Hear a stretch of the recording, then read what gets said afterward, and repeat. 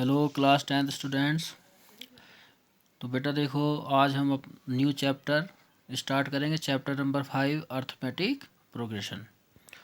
सो arithmetic progression क्या होता है, उसके लिए ज़रा देखो कुछ एग्जांपल समझो बेटा। मैं यहाँ देखो कुछ लिस्ट लिख रहा हूँ नंबर्स की, जैसे 2, 4, 6, 8, 10, 12 एंड सो ऑन। ऐसे मैंने लिखा, मान लीजिए 5, 9, 13, 17, 21 एंड सो ऑन। या मान लीजिए हमने लिखा, सपोज करो 10, 7, 4, 1, -2, -5 एंड सो ऑन। या हमने लिखा, सपोज करो 3, 3, 3, 3, 3, 3 एंड सो ऑन। या सपोज करो हमने लिखा, जैसे मान लीजिए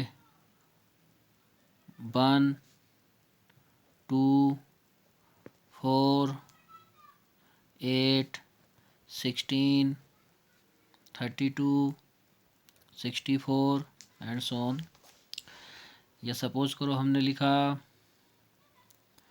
4, 5, 7, 10, 14, 19, 25 एंड सो ऑन। या हमने लिखा 8, 5,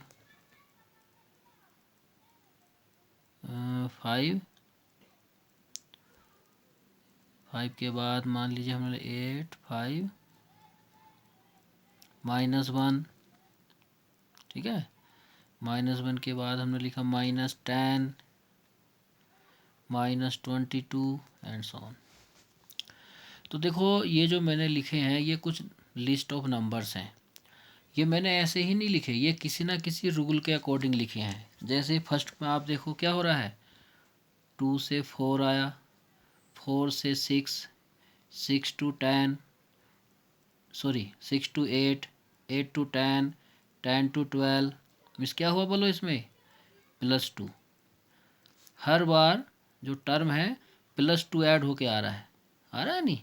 अगर हम देखें तो आगे क्या आएगा, 10 + 2 12 था, 12 + 2 14 आ जाएगा यहाँ, ठीक।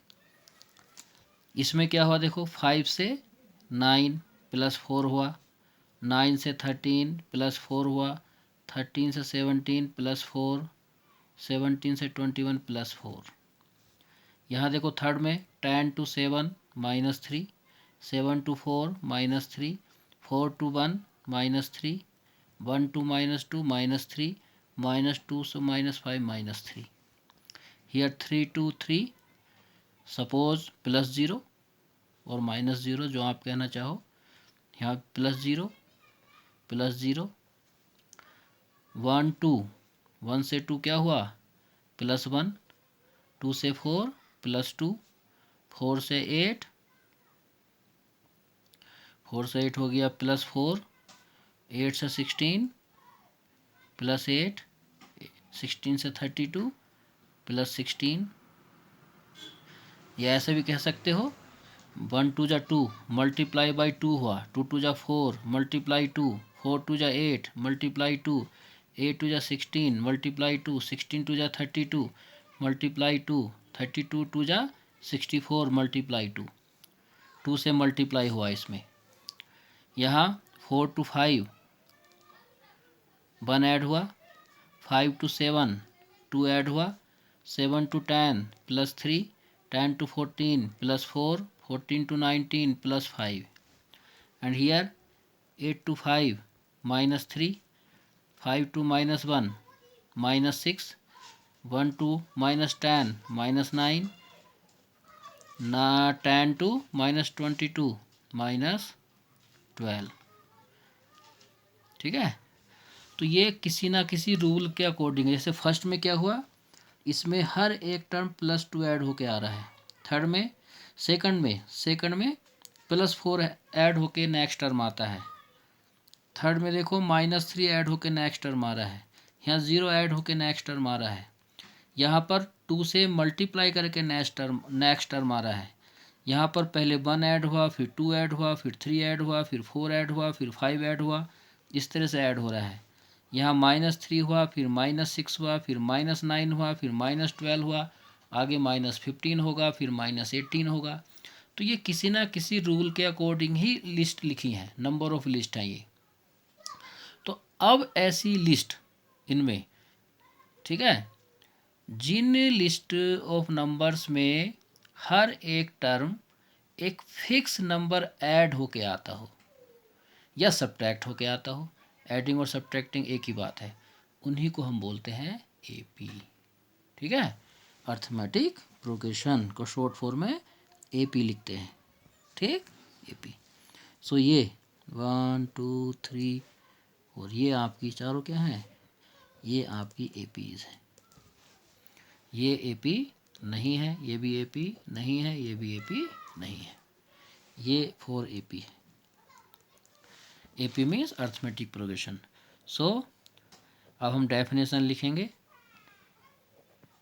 Arithmetic progression.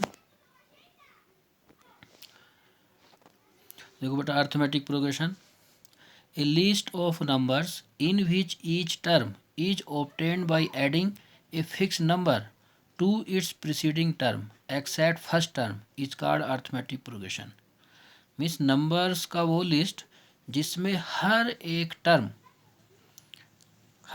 अपने पहले वाली टर्म में एक फिक्स नंबर ऐड करके आता हो, उसको हम अर्थमेटिक प्रोग्रेशन बोलते हैं। Except the first term, first term कहाँ से आया, वो कोई ऐड होके नहीं आएगा, कहीं ना कहीं से तो शुरुआत करनी है, स्टार्ट करना है। उसके बाद जो भी टर्म आए, जैसे 4 2 ऐड होके आया, 6 4 में 2 ऐड होके आया, 8 6 में 2 ऐड होके आया, 10 8 में 2 ऐड होके आया, 5 कहाँ से आया पता नहीं, लेकिन 9 कैसा आया 4 ऐड होके, 13 कैसा आया 9 में 4 ऐड होके, 17 कैसा आया 13 में 4 ऐड होके।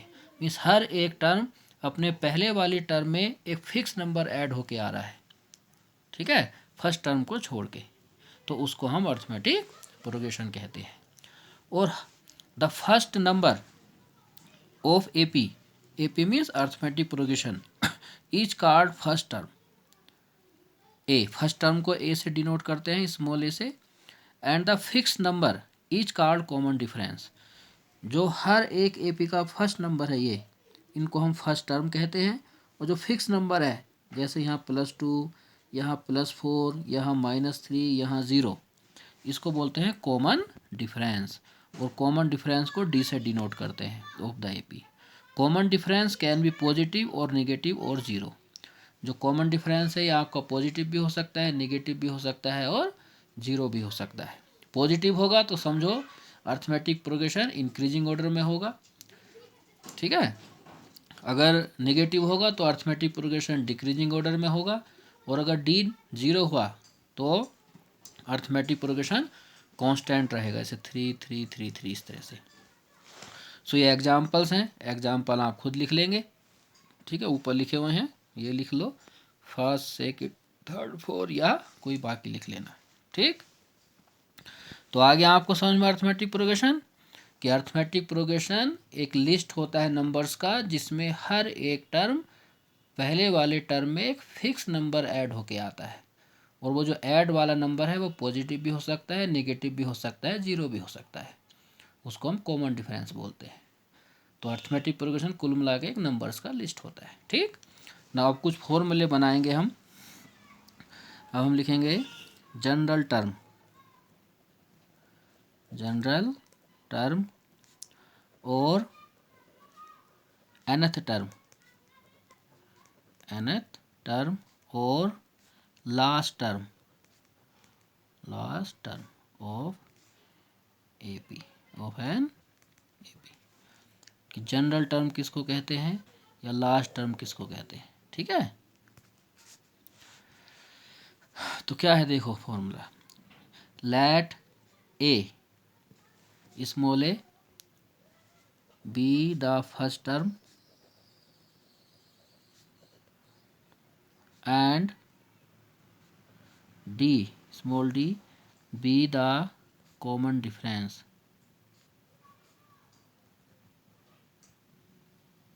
Of an AP. देन हमने लेट कर लिया कि ए फर्स्ट टर्म है और डी कॉमन डिफरेंस है एक एपी का, ठीक है। देन ए वन मीन्स फर्स्ट टर्म कौन है ए टू मीन्स सेकंड टर्म। तो सेकंड टर्म क्या होगा, देखो फर्स्ट टर्म ए है और कॉमन डिफरेंस कौन है डी। तो according to definition of arithmetic progression second term क्या होगा, फर्स्ट टर्म में कॉमन डिफरेंस को ऐड होके आएगा। जैसे ये 9 कैसा आया, 5 में 4 ऐड होके आया ना, ठीक है। यहाँ 4 कॉमन डिफरेंस है। फिर 13 कैसा आया, 9 में फिर 4 ऐड हुआ। 17 कैसा आया, 13 में 4 ऐड हुआ, ठीक है। तो यहाँ ए में डी ऐड हो जाएगा, ए प्लस डी। अब ये ऐड नहीं हो सकता, ऐसे ही रहेगा। सो A2 हो गया ए प्लस डी। नाउ ए थ्री के लिए इसमें डी ऐड होगा, ए प्लस डी। सो कितना हो, ए plus D 2D। Now a plus 2D plus D. अब जो थर्ड टर्म है उसमें डी ऐड हो जाएगा। सो कितना हुआ, a plus 3D। Now a plus 3D plus d that is equal to a plus 4D। A plus 4D plus d equal to a plus 5D। इसी तरह से चलता जाएगा, ठीक है। तो देखो यहाँ कुछ आप नोट कर रहे हो, A6 का फॉर्मूला क्या बना, ए प्लस 5D। फिफ्थ A5 ए प्लस 4D, A4 ए प्लस 3D। ये बेटा A4 का मतलब है 4 टर्म, A5 का मतलब 5th टर्म, A6 मतलब 6 टर्म, A3 मतलब 3rd term, A2 second term, A1 first term. So A3 में कितना है, A प्लस 2D। A2 में कितना है, A प्लस 1D। A1 में क्या है, A। तो देखो जब A6 है तो A प्लस 5D है, 5 में प्लस 4D है, 4 में प्लस 3D है, 3 में 2D है। तो बताओ ऐसे जब ये चलता जाएगा और A10 अगर होगा तो A10 का फॉर्मूला क्या आना चाहिए, A प्लस 9D। जो भी टर्म आप लिखते हो उससे एक कम डी आ रहा है। 6 में 5, 5 में 4, 4 में 3, तो 10 में A प्लस 9D। इसी तरह से कंटिन्यू अगर हम करें और हम लिखे A50, अगर लिखे 50 टर्म क्या बनेगा बोलो, A प्लस 49D। ठीक, इसके बाद इधर से लिखना, इसी तरह से कंटिन्यू करते जाओ। A51 क्या बनेगा, A प्लस 50D। एंड इसी तरह से A90 क्या बनेगा, 90 A प्लस 90 89D। सो इसी तरह से AN क्या होगा, A प्लस N से एक कम, N से एक कम होगा N-1, क्योंकि N में 1 माइनस नहीं होगा तो उसको N-1 लिखेंगे। So AN equal to A plus N-1 into d. ये हो गया, यही जो आया है आपका ये फॉर्मूला है। AN मीन्स nth टर्म, ठीक है। देयरफॉर यही this is called nth term और लास्ट टर्म और general term of the AP. तो ये फॉर्मूला है, आपको याद रखना है, ठीक है। ये सभी फॉर्मूले आपसे पूछा है। A5 का फॉर्मूला बताओ, आपका होगा A प्लस 4D, A6 का A प्लस 5D, A4 का A प्लस 3D, A10 का A प्लस 9D, A90 का A plus 89D, AN A plus N-1 into D. ठीक, नाउ अच्छा बेटा एक चीज़ और मैं भूल गया थोड़ा, ये जो AP है, ये AP दो तरह की होती है, 2 टाइप्स की। एक होता है आपका फाइनाइट AP और एक होता है इन्फिनाइट AP। मतलब जिसमें इन्फिनाइट नंबर ऑफ टर्म्स हो कंटिन्यू, जिसका एंड ही ना हो, that is called infinite AP। और जिसका एंड हो, जैसे मान लीजिए फर्स्ट है, ये हमने कहाँ तक लिखा, सपोज करो 100 तक, तो इसका एंड आपको पता है, इसमें टोटल कितनी टर्म होंगी आपको मालूम है, तो इसको हम बोलते हैं फाइनाइट एपी। ठीक, सो ये नोट करना आज, ठीक है। कल हम एक्सरसाइज करेंगे, ठीक है। किसी को कोई प्रॉब्लम हो, कुछ हो तो मैसेज करके बताना। ओके बेटा, थैंक यू, टेक केयर।